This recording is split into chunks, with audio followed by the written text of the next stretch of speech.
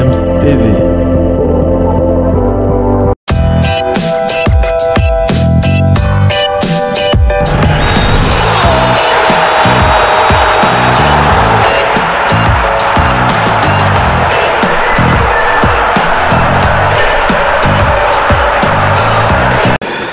Hello, good morning.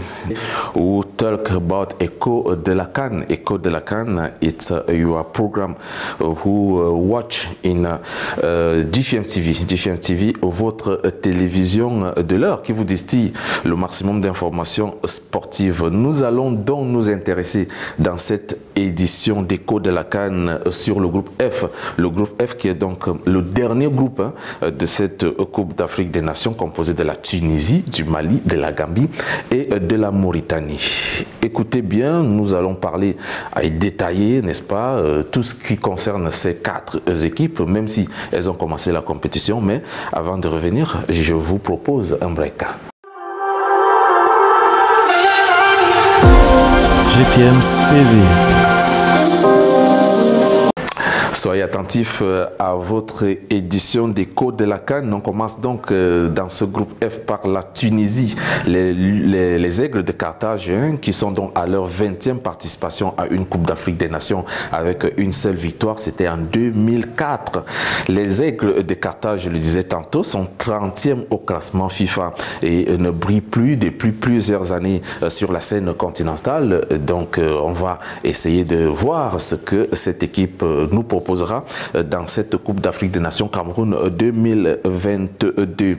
On a, n'est-ce pas, vu l'entame de la compétition de cette équipe avec la défaite 0 but contre 1 face au Mali, une défaite malgré tout qui a été contestée mais validée par la CAF. La sélection amenée par le Stéphanois Kazri, Wabi Kazri, s'est donc très vite rattrapé grâce à sa victoire lors de la deuxième rencontre 4-0 sur la Mauritanie, une victoire qui permet aux hommes de Monder Kebayer de se relancer dans ce groupe. Les Aigles de Carthage étaient au départ considérés comme les super favoris de ce groupe F, mais la réalité sur le terrain est tout autre.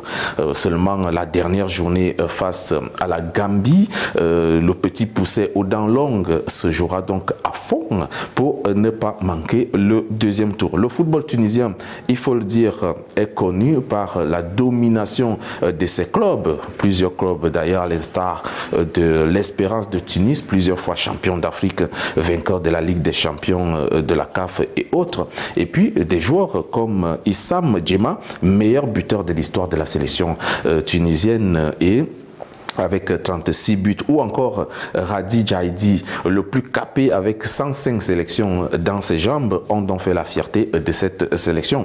On peut aussi, n'est-ce pas, citer des joueurs comme Abdelmajid Chetali, le meilleur joueur de l'histoire du football tunisien, ou encore des joueurs comme Tarak Diab, qui ont, n'est-ce pas, écrit des belles pages de ce football depuis plusieurs années. La Tunisie a les moyens de passer et d'aller le plus long possible dans cette Coupe d'Afrique des Nations, mais peut compter sur des jeunes joueurs comme Hannibal Mejbri, qui évolue donc dans l'équipe des jeunes de Manchester United et qui a une valeur sûre du futur du football tunisien. On peut aussi parler du capitaine, l'homme qui mène, n'est-ce pas, cette équipe vers l'avant, c'est Wabi Kazri, l'attaquant de Saint-Étienne. Avant de continuer avec les Aigles du Mali, je vous propose juste une pause publicitaire. GFM's TV. Voilà, nous revenons donc sur cette émission d'Echo de la CAN avec le groupe F. Je vous le disais tantôt, on va aborder le sujet des Aigles du Mali dans ce groupe F qui veulent donc voler très haut. Ça, il faut le noter, ce sont des Maliens qui ont entamé la compétition par une victoire 1-0 sur la Tunisie dans le derby des Aigles.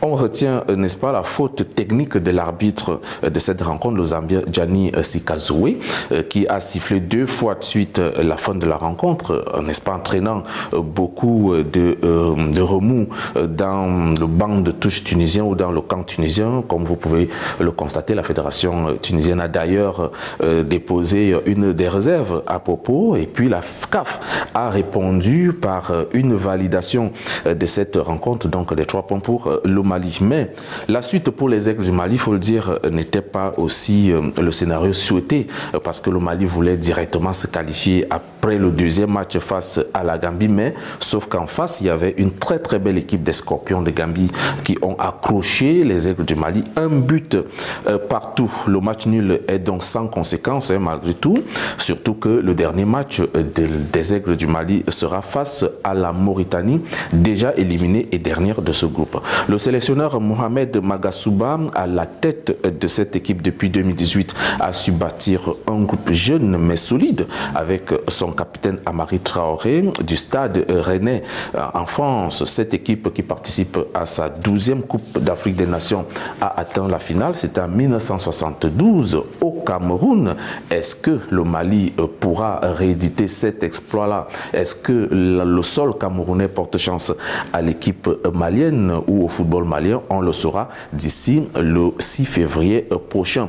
Beaucoup de noms, des légendes ont donc aussi écrit des belles pages de ce football, à l'instar de Salif Keita, Ballon d'Or en 1970, Mohamedou Diarra, ex-joueur de l'Olympique Lyonnais et du Real de Madrid, ou encore Seydou Keita, ex-joueur du FC Barcelone, et j'en passe. Il y a également Frédéric Kanouté, meilleur buteur de la Coupe d'Afrique des Nations 2004, qui a joué dans plusieurs clubs en Europe. Ils ont parlé, n'est-ce pas, ils ont fait parler de cette équipe qui a plus souvent brillé chez les jeunes que chez les seniors. Peut-être cette fois-ci sera donc la bonne avec cette génération envoyée en mission par le président Assimi Goïta et qui n'a pas envie de faillir à cette mission. Le dernier match face à la Mauritanie peut être facile, certes, mais il est encore, n'est-ce pas, à voir, puisque la Mauritanie viendra certainement avec un sursaut d'orgueil. Question de ne pas rentrer bredouille de cette Coupe d'Afrique des Nations. Il faut donc rester prudent.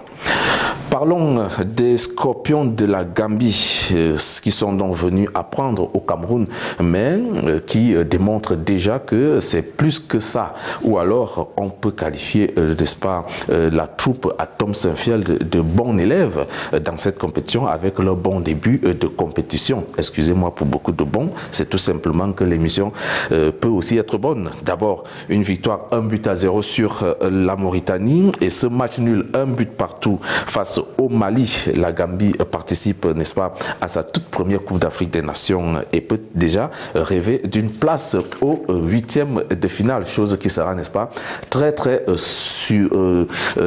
qui sera d'ailleurs très superbe pour le peuple gambien et son entraîneur Tom Saint-Field. Mais il faut bien négocier le dernier match, ça sera face à la Tunisie qui viendra aussi pour prendre les 3 points et espérer se qualifier. On peut remarquer des joueurs dans cette équipe comme Moussa Barrow de Bologne, c'est l'attaquant de Bologne qui a déjà 2 buts en Coupe d'Afrique des Nations et c'est d'ailleurs l'auteur du tout premier but des Scorpions de Gambie en Coupe d'Afrique des Nations. On va certainement dresser un monument pour lui, n'est-ce pas, de ce côté-là. Il est entré dans l'histoire du football gambien, ça il faut le dire.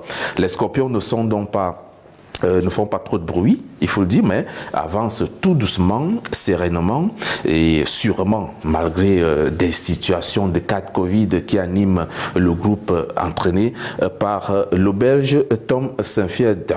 La Gambie a des joueurs qui ont fait rêver les jeunes de ce pays, à l'instar de Ebrima Eboussila, meilleur buteur de l'histoire des Scorpions de Gambie avec 21 buts. Et puis, il est également le joueur le plus capé de la sélection avec 64 sélections dans ses jambes. Aujourd'hui 147e au classement FIFA, cette jeune et prometteuse équipe peut espérer passer pour une première fois en 8e de finale, réalisant ainsi un coup d'essai, d'un coup d'essai, un coup de maître. Mais Tom Saint-Field veut rester méfiant sans toutefois se prendre la tête. La compétition est encore longue.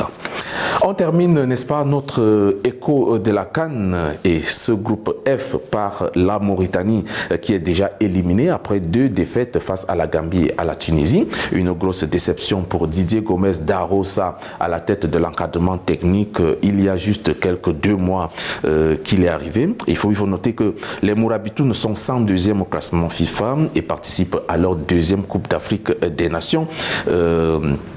Après 2019, avec sa même performance qui reste le niveau du premier tour. L'équipe n'a donc certes pas de grands noms du football, mais se reconstruit avec des joueurs jeunes et talentueux qui manquent d'expérience certes et qui, n'est-ce pas, sont en plein apprentissage. Au passage, dans ces Tchèques, El Khalid Moulay Ahmed, qui est dans le jour le plus capé de cette sélection avec 55 matchs dans les jambes et aussi le meilleur buteur de l'histoire. C'est bel et bien lui. Et il a 12 buts, n'est-ce pas, dans ses jambes et reste une figure importante du football mauritanien qui se développe peu à peu.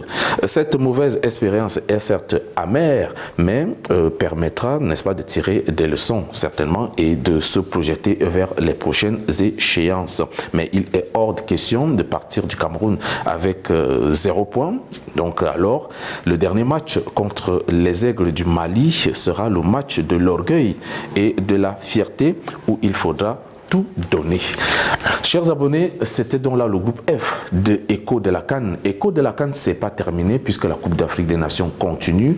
On a fini de faire la revue des groupes, certes, mais on continuera de vous donner des informations clés de cette compétition concernant la Coupe d'Afrique des Nations. Portez-vous bien, n'oubliez pas, abonnez-vous sur YouTube, Instagram, Facebook pour ne manquer, n'est-ce pas, aucune production de nos vidéos. Je vous embrasse très très fort.